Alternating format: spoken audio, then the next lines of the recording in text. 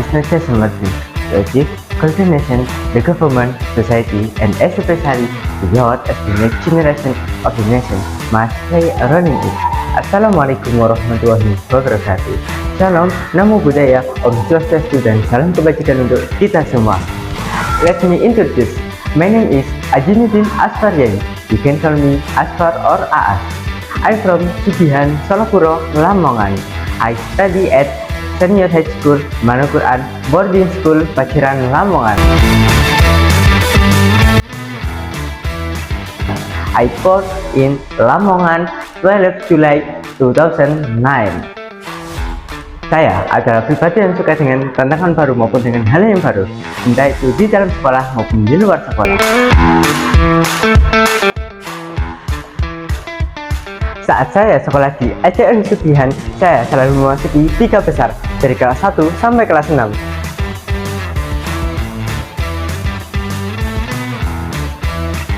Saat saya sekolah di SMP Manoquran, saya menjabat menjadi ketua OSIS Prode 2023-2024. Dan ketika saya bersekolah di SMA swasta Manoquran, saya selalu membawa nama SMA swasta Manoquran di tingkat nasional. Salah satu yang membanggakan dari saya yaitu ketika saya mendapat juara 1 Olimpiade Bahasa Inggris tingkat nasional. Dan saya juga mendapat penghargaan lain, antara lain mendapat medali emas, medali perak, maupun medali perunggu. Selain saya berprestasi di akademik, saya juga berprestasi di non-akademik, antara lain juara 1 membuat esai, juara 2 membuat poster, juara 2 membuat cerpen, dan itu semua tingkat nasional. Dan yang tak kalah membanggakan dari saya yakni ketika tanggal 1 sampai tanggal 3 Agustus 2025 saya telah dikukuhkan menjadi Duta Siswa Jawa Timur 2025 dengan memasuki top 7 dengan kategori favorit. Setiap orang pasti mempunyai bakat tersendiri, dan bakat saya adalah di public speaking.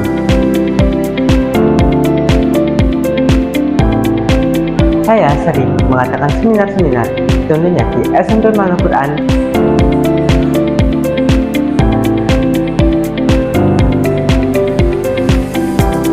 Kita sebagai pelajar bukan hanya ditugaskan untuk belajar, melainkan kita harus mengetahui budaya-budaya di Indonesia, terutama di provinsi kita, Provinsi Jawa Timur.